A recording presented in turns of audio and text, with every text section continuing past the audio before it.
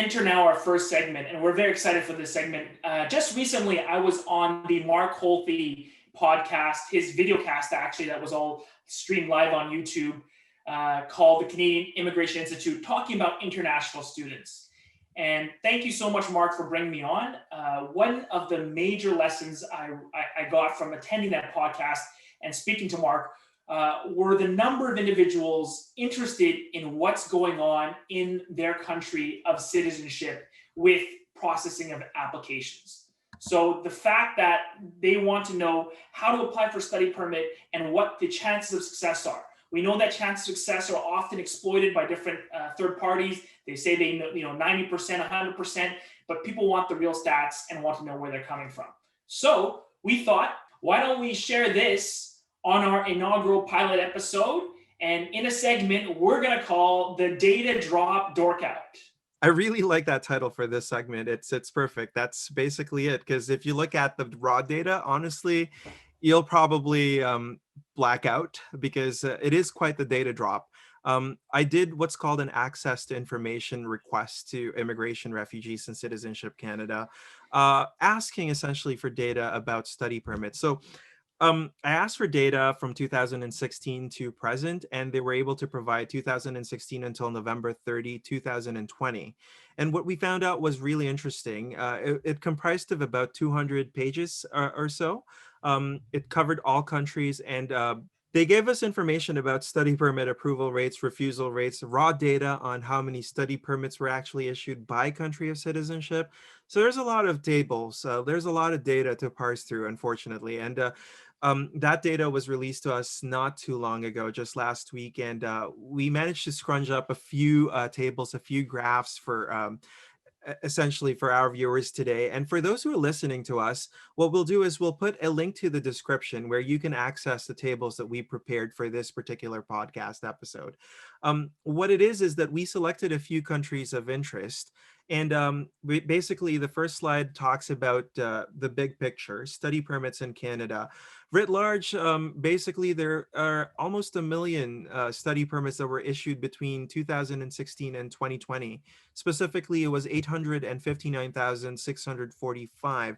So Nicholas Kung, who's a journalist over at the Toronto Star, regularly writes about immigration, in Canada, different topics from family class to economic class immigration. What's interesting was last year, they published a 3-part story where they basically disclosed that there's about 500,000 actively studying international students in Canada who are holding study permits. Now, through this ATIP disclosure, as you can see, there were about 860,000, to be specific, 859,000 study permits that were issued between 2016 to November 30, 2020. And that includes the time of COVID, surprisingly. But, as you will see in the country specific stats, there's actually going to be, a drop in the number of study permits, depending on what country we're talking about. But even with the raw data, you can see that in 2019, there were 244,000 study permits issued across the board, down to 51,300 study permits. And that's a significant drop. That's about 20% of what was issued the year before, essentially an 80% drop, which I did the back of hand calculation, Will, and I think I tweeted about it. It's about $1.3 billion in lost tuition alone. And that's on the conservative end. So that's why schools have been shutting down, right? Like we've seen a lot of school shutdowns, and international tuition oftentimes about 4 times more than domestic tuition, and it covers many of the domestic programs. So that must be a lot of money that's out of international tuition, out of the pockets of these schools now. Absolutely. And there's an interesting trend since 2019. The government of Canada actually recognized that there is that issue that a lot of our post-secondary institutions are becoming too reliant on international students. More on that later. But I think a lot of our listeners and viewers are probably going to be interested in the breakdown of the stats here. What we have here is basically a rundown of countries, and we're going to go through each and one of them. I have about 21 countries listed. Wow. I have China here. It's no surprise that it comprises one of the largest populations of international students in Canada. In 2019, the banner year of 2019, there were 29,308 Mhm. study permits that were issued to citizens of China, the People's Republic of China. And then in 2020, up to November 30, it dropped down to 6,500. That is a Wow. pretty significant and sharp drop. And as you Mhm. can see, that pattern is repeated all throughout for Mhm. different countries, except for certain countries. And that's why I shift to the Mhm. second country here now, which is France, from Mhm. 93 to 98. And, a lot of Wow. people need to understand that there's actually, a big portion of our study permit holders in Canada are actually from France. And a lot of Mhm. them go to Quebec because France and Quebec have an agreement about recognition, mutual recognition of credentials, mutual recognition of education programs. So there is a big push and pull, I should say, to Canada, specifically to Quebec for French nationals. But Mhm. interestingly, even if the numbers drop for France, you'll see that there was actually an increase in the approval rates, Mhm. That's very which interesting. And China, you saw a drop. Is that correct? there's a drop in the number of applications, but at the And same time, approval there's also a rates. 10% drop in the approval rates. Wow. And then do you think that's because of the relationships right now, that the sort of challenging diplomatic times between China and Canada? Is that possibly to do for this? It's quite possible, but we really can't tell, unfortunately. We Mhm. only have superficial data at this point. But I'll get to a graph later, which gives a bird's eye view picture of what's going on. So moving on to France, just like quickly glancing at it. So those are the numbers. They're Mhm. hovering at around 8,000 to 10,000, but you'll see that in 2020, there was a significant drop, almost a 40-50% drop in essentially applicants from France. And then in Mhm. India, what's interesting here is there was a significant drop actually from 64 to 43%. So Mhm. from a 36% refusal rate up to 57%, that's pretty Mhm. significant. That And the is, that's very numbers, significant. Yeah. absolutely. And India, if I'm not mistaken, is our largest international student sourcing country. Is that correct? Yeah, that's a really good point to underscore, Will, because if you look at the graph here in front of you, and for our listeners, for 2016, there were about 43,780 study permits issued to citizens of India. The following year was 71,966. Then in 2018, 84,827. Then in 2019, another banner year, it's 111,142 Wow. international students from India coming in that year. So that's pretty Mhm. significant. And then fast forward to 2020, it dropped from 111,000 to 27,000. Pretty significant drop. Yeah. With So a large refusal rate, and I would mention that we have other stats which hopefully we can share on a future episode, but it shows that misrepresentation findings are also going up. There's a lot of scrutiny around Indian study permits, especially for the documentation and issues with, for example, accompanying spouses. So, what does this what does this data help us or guide us to thinking about when it comes to Canada's international student strategy? So it gives us a bird's eye view perspective. The aggregate data always gives us Mm, better context. And for a lot of those who follow Star Trek or pop culture reference, context is king. So we need to mm, understand where these numbers stand from a bird's eye view perspective. But at the same time, Will is right. You need to drill down into country specific realities and the visa offices specifically. For example, in India, there are several visa offices, and they're not all created equal when it comes to stats. So we'll drill mhm. down onto those in a future episode, as Will said. Excellent. And next, I see on your list you have the Philippines, which I know is a country very close and near dear to your heart. Uh, Right. I'm originally from the Philippines, guys, if that wasn't clear enough at the yes. beginning. Um, and yeah, in the Philippines, it's very significant. Not a lot of applicants to begin with compared to China or India, obviously, or even France. But there is a stark increase from 2016 to 2019. Again, the banner year that we should be referring to. Mhm. From 2016, there were 1,229 applicants approved, up to about 3,000 applicants approved in 2018. There was a slight decline in 2019 for the approval rates, but the numbers increased to 5,150. And it sort of coincides with the Government of Canada's strategy to diversify its sourcing of international students. Because, as Will mentioned, traditionally, Canada sources its international students from two large countries, India and China. But then, because of the relationship with China, Canada started to reevaluate where it stands, and they saw it as a security risk of sorts that Canadian universities are too dependent on international students. So, from a risk perspective, they just want to make sure that if one country decides to sort of impose an embargo on international students, because it is a large form of export if you think about it, um, that Canada's educational system will not collapse as a result. So it's a matter of Mm, diversifying the mm, risks associated with taking in so many international students. And so what's interesting about this is that the next stats actually, Algeria is a country that actually stands in stark contrast with France, even to China, India, and the Philippines. The approval rates are actually very low. As you can see in mhm. the table before you, and for those listeners, from 2016, the approval rate was 23%, a refusal rate of 77%, and basically stayed at around the same range, from a range of 76 to 85%, 85% being from 2020. There was a significant drop on applications and a significant drop in approvals in 2020. However, the rates for refusals still increased. I mean, statistically, I'm not sure if it's going to be a significant increase, but it certainly is, a tangible, uh, a tangible effect of COVID. But at the same time, if you look at the previous year's statistics, 2,400 down to 1,000, that's still pretty significant from a purely economic standpoint. And I want to quickly go through some other countries here. Bangladesh, for example, another Commonwealth country that Canada is trying to focus on to increase its pool of international students and diversify the sources. Interestingly, from 2016, you'll see a steady decline. Um, there was a 53% approval rate in 2016, went up a bit in 2017, but from then steadily declined and sharply declined in 2020 down to 26%. So from a high of 56 down to 26. That's a 30 percentage point drop.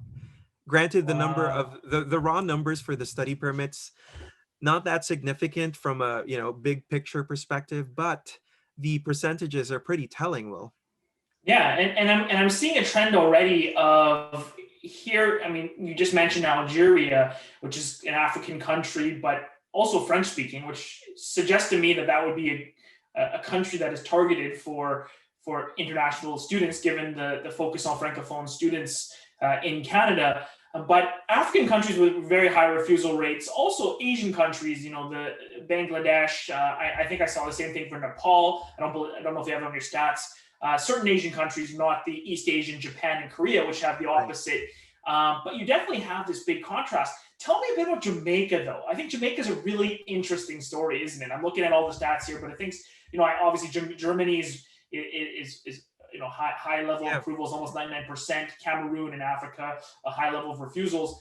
But what happened to Jamaica? It seems like the flip, so to speak. Okay, this is if this was a CNN election thing, and this Flip country has from, this yeah. the state has turned from red to blue. What's going on? Absolutely. I mean, this visualization in front of us is pretty much, that's it. It really speaks for itself, doesn't it? Mm, And for our listeners out there in podcast format, what we're seeing is from 2019, a banner year of 73% approval rate. And, that's a very comfortable number to be in if you're a country, down to 27% of approval. wow. And there's also a significant drop in the number of applications for that year, Will. And it might be COVID related. I mean, it could be the Canadian government actively discouraging people to come to Canada. But that being Mhm. said, there are all these sorts of policies that were implemented during 2020, if you recall, that allowed students, international students, to actually commence or start their studies online, even if they're not in Canada Mhm. yet, even if their Mm. study permits have not been approved yet, or what they're saying, first stage approval. What are your thoughts on that, actually, on the staging approval and then people paying like thousands and thousands Yeah. of dollars? Initially, I thought what this was a band-aid for the schools that were struggling because of COVID, and my own prediction was that many and or that many of the students would be eventually refused on the second stage. But I didn't expect it to come in the manner that it did. Like, it seems like for the many students that I've heard, they were approved in the first stage, but the second stage actually revisited their eligibility in the first place. So we're starting to see some very, very bizarre refusals that aren't really following the initial program. So I wouldn't be surprised if some of these decisions end up in our courts sometime soon. And we're going to have segments that not on this episode, but on future episodes about what's going on in the court with study permit cases. So I'm really excited to talk about those. That's something I see on my end. Yeah, it's very interesting because just like trying to look at it from a perspective from the ground. If I were an international student, I'd paid, let's say, 25,000 to a university in Canada to start my semester, my first semester, only to find out later that I'll be refused by immigration. What's going to happen? I mean, Yeah. these are real consequences, and unfortunately we're starting to see more and more of that now, while things are starting to move along in the study permit processing, and Jamaica is not an exception, and in fact they're feeling the brunt of it. I mean, it's no secret, this Caribbean country is majority Black population. Mhm. Will, do you have any thoughts on that? Well, I think it's clear, and if you want to go on Twitter, I actually tweeted a picture late last night with the global map showing, and I actually, in a bit of irony, I put the high approval countries in black, and the other ones are lighter shades. It shows that anti-blackness still reigns supreme in the approval process, in the processing of applications. When you are from African countries, when you are from countries in the Middle East and Central Asia, predominantly with obviously countries that have poor relationships with Canada, diplomatic relationships, but perhaps also countries where Canada is less certain and has historically had less immigrants or put up historical barriers against those immigrants. We're seeing refusals of study permits. And I know it shouldn't be surprising, but in today's day and age, when on one hand we're talking about all the anti-racist efforts we're making, right, and how multiculturalism is Canada's thing, it's still a stark reminder that we have a long way to go, and that there are existing biases that will continue until we take some major systemic action against them, right? Major change.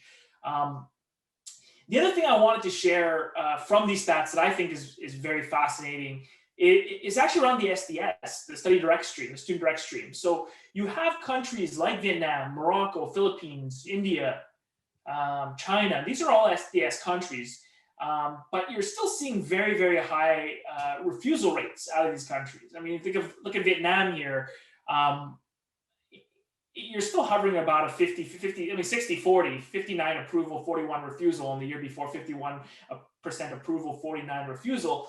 But that's not a great percentage from a country that, again, Asian, should fall under SDS, some French speakers as well coming out of Vietnam. Right. Seems like a country that Canada would definitely be targeting as sort of the next big Asian thing as well in terms of international students. But we're not seeing that in the stats. We're still seeing a high refusal rate. So that's very interesting to me. Just for, just a little bit of a sidebar for those who are not familiar with the Student Direct Stream. Essentially, it's a program that Canada set a service standard of 20 days turnaround for the applications, as long as you fulfill certain requirements, such as a high English language test score for admissions to college or post-secondary education in Canada, as long as you can put in a deposit of a minimum of $10,000 Canadian into what's called a guaranteed investment certificate. And depending on the country you're in, they'll have different mechanisms for it, specific banks and where you are, but only specific countries are actually going to be eligible for that. And even if you're a citizen of that particular country and you're not applying through that particular office, you might not necessarily be eligible for it. So Will was right to underscore that there is a certain expectation that you tend to feel if you're saying, oh, I'm applying under the student direct stream, wherein I'm saying to the government that I already have the funds, I've already paid for the entire years of tuition, I already have extremely good English or French, and yet you still get refused. Of course, there's going to be a refusal. They always say it's case by case, but it's just an interesting piece of tidbit here, because if you look at these slides that we have for you, we've actually noted the countries that are TRV required, and a TRV is a temporary resident visa. Some countries, in order to visit Canada as a visitor, you need to have a visa foil in your passport. So if you're applying for a study permit to Canada, you're going to get a visa foil on top of your study permit that will be issued at the port of Yeah. entry. So it's interesting that if you look at it, if you parse through the stats here, Will, you'll see that the higher the approval rates, the tendency is that these countries Yeah. will be TRV exempt, like Mexico, for Yeah. example. That Right? makes a lot of sense, right? Because if you're coming to Canada on an ETA and you're able to get one quite quickly, it can build travel history, but also it can show you if you can enter Canada easily, it's easier to leave the borders, and I think that's a big barrier right now with temporary resident visas as well, is that they're getting refused often for under sections where they believe the individual will not leave Canada at the end of their stay. And for international students, that's Regulation 216, which I know we'll probably have episodes on that regulation Right. alone, because it's super exciting and how to even meet the requirements of that. But I think that's a very important point that you just mentioned, that seems to be a discriminatory barrier for individuals who have to apply in countries where they are required to hold a TRV to enter Canada. Right. I mean, you mentioned it over at Mark Holthy's show. Raj Sharma, another immigration lawyer, said that how do you build travel history to prove that you've been traveling around? You need to get a visa, but then how do you get a visa? You need to travel, something Yeah, along those lines, right? exactly. But anyway, just parsing through some of the last few pages here, Japan's interesting, right? Don't you think that it has this high approval rate? Mm-hmm. So you were I saying mean, something about East Asian countries, yeah, I China, think Japan, Japan Korea. and Korea. I mean, I think it's a sign of the strong and historical diplomatic ties between Canada and Japan and Korea. I think it also goes to show that both those countries have trade agreements as well. I believe with Canada and the IEC, they have IEC programs with Canada, and Korea has a Canada-Korea free trade agreement. So those definitely assist a bit. And simultaneously, in Vancouver, I'm seeing a lot more Japanese and Korean students, and that's a wonderful thing. But some might be asking why in my country are the rates so different between another country such as the Philippines, such as India, such as Bangladesh, when compared to Korean in Japan. Yeah, to be honest with you, I was really tempted to pivot the data points here with GDP per capita, adjusted for Mm. purchasing power.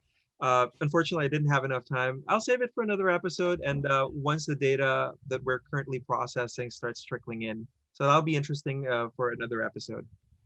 Absolutely. So, LJ, obviously these stats are very important for numerous reasons. I mean, I'll give just a couple that I can think about. One, without these stats, I think there is a ripe environment for overseas agents. Many of them, of course, without any sort of license, let alone never stepped foot in Canada, peddling immigration services, stating that they have a very high approval rate. And I think that these stats are good for applicants to have back pocket, just to even test the authenticity of the type of services they're getting, right? If they're going to someone who's like, don't worry, you're going to have a 90% rate of success out of Uzbekistan, you probably want to be like, how many Uzbekistani study permits have you applied for, right? And it gives you at least a marker to be like, that stat doesn't sound right, right? But another thing too, I think it helps us do is to think about how to tackle for our clients some of the more difficult questions, right? And why is it that certain study permits in certain countries are being refused? And what can we build? What can we do to help improve that situation for our clients? We might need to spend a little more time on some of these files. We may need a little more country condition evidence, things that we won't normally associate with a study permit. It definitely opens up the window for advocates as well to do better advocacy for clients in historical low approval rate countries. Yeah, it's absolutely critical that people who are contemplating and coming into Canada as an international student to actually speak to immigration lawyers such as Will, for example, who have the expertise and not just pull out statistics from random places. I mean, this is the whole point of this podcast. We're trying to shine a light into the government statistics that actually tell you a picture, that paints a picture of what it actually is. But you said something really important, Will, about specifics of a country and specifics of an individual. So while we're sharing these statistics, for example, right now I have Pakistan in front of us. Hmm. While you might be daunted by a 68% refusal rate, it might be that your factors are so strong that it's not a fair representation of your chances, isn't it? Isn't it?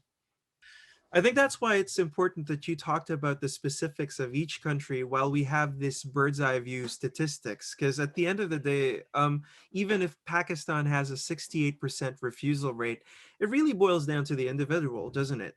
Yeah, and they, I mean, that's why we also call our podcast "In Light of All Circumstances." Each individual is treated based on their factors and their facts.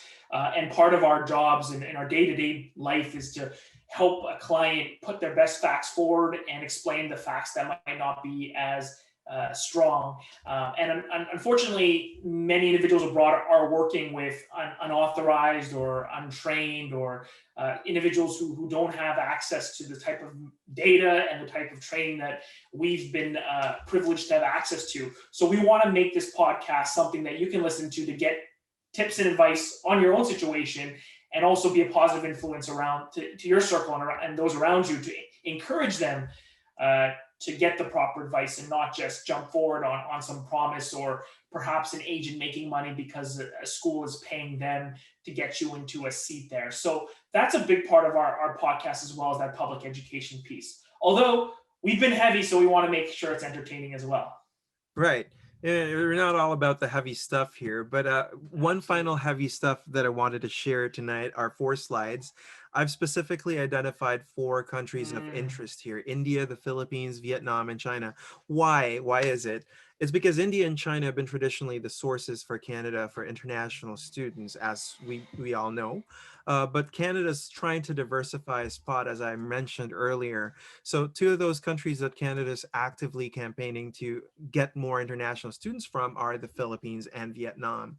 But what's interesting here is that I graphed the data that we got from immigration in terms of like the drop. So instead of approval rates, what we're looking now here are basically the change in the number of permits issued. So for mhm. India, for example, uh, from 2018 there was an increase of 31% in the number of permits issued in 2019.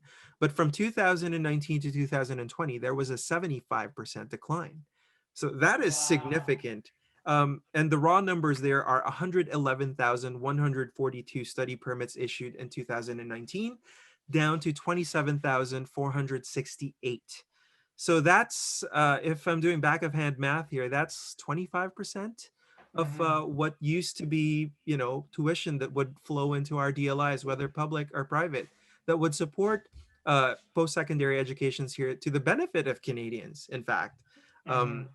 and same story that is repeated over in the Philippines, a 58% decline, Okay. lots of lost tuition right there. Same Yeah. for Vietnam. But Vietnam is an interesting case study because, as Will mentioned earlier, it's one of those up and coming East Asian countries. But at the same time, it's one of those countries where you actually find a francophone population. But Mhm. you're seeing a decline starting from 2017. I think Wow. this is worth an investigation. Unfortunately, with the data that we have, we can't really see what's going on. I think we need to break it down further. Where are they going, for example? What Mhm. kind of programs are they pursuing? Maybe if we see the stats at that level, we'll get a better sense of what's going on for Vietnam. And yes, that is an upcoming topic for another podcast. And finally, here for Absolutely. China, and Will, you touched on this earlier, the relationship, diplomatic Mhm. relationships matter. And so it's not just on the demand side, it's also on the supply side. My understanding is that there's also a bit of a resentment in China to sending their students to countries such as the US and Canada. It's no secret that the relationships are not very good at this time, but you're seeing a steady decline from Mhm. 2016, albeit very small, very Mhm. marginal at that point. But of course, for COVID, there's a massive decline from 29,308 in 2019 issued down to 6,560 in 2020. And who knows what 2021 is going to look like?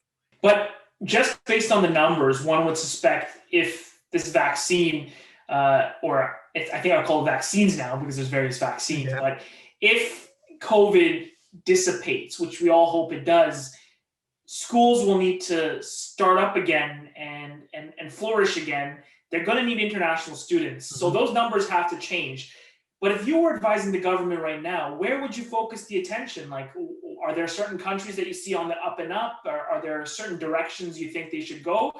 I mean, those are all things. I don't know if we can all tackle it in this one episode, Uh-huh. but I think looking at the statistics is definitely a very good place to start, This and to look at the trends and where we should target international students from. I mean, this is a really good starting point, as you said. I suspect that the government is going to look at statistics when it comes to COVID outcomes. I think this will Mhm. be on top of mind. Um, the Canadian government is very much aware that our post-secondary institutions here in Canada are very much dependent on international students. Mhm. Just, on the numbers alone, uh, essentially international students pay 3 times as much as what a domestic student would pay. On Mhm. that number alone, international students essentially subsidize Canadians who are going to Mhm. college or university. So Yeah. Canada needs to understand and put together a strategy, and it understands that it needs to put together a strategy that would welcome international students. And today we're Mhm. actually starting to Mhm. see, elements of that Mhm. coming along. Yeah. It's really dependent on the vaccination timelines. It's also going to be very dependent on the outcomes for Yeah. vaccinations abroad, for example.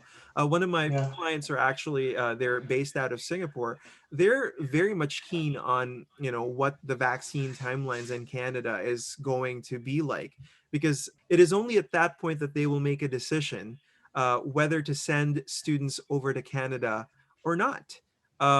Granted, a lot of the universities, I'm pretty sure you've seen it in the news, they're already starting preparation for September entry. Yeah. um, you can you can probably not blame a lot of our clients when they say, oh, I'm going to wait and see. This is probably like a fair position to take, considering how long it's been that these people are waiting, these international students have been waiting on what's going to happen next. So a lot of people are essentially deferring their start date, but if these are the same people who are actually working to build their profile to immigrate to Canada in the future, obviously waiting has its costs, because our immigration system is points based and age is one of those critical factors.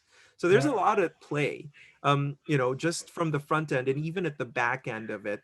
And it's a large machine, and the government has a very critical job to play, and they're very aware of it, thankfully.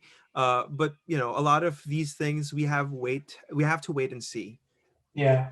One thing I would say that the government, and I hope, again, in a couple months, I will actually be speaking on a CBA panel with my a good friend of yours as well, Ronald Lee Carey. Uh, and we're going to be joined by someone in IRCC. And actually, LJ, we might be speaking to them a little bit earlier about some of the things that they're doing. Well, we're going to have some updates about that on a future episode as well. Of course, so many things are happening, which is really exciting. But what does the government do during this? Now I'm going to call it a plandemic, which actually a term I heard in another podcast, which is awesome. It was a pandemic, but now it's the plandemic.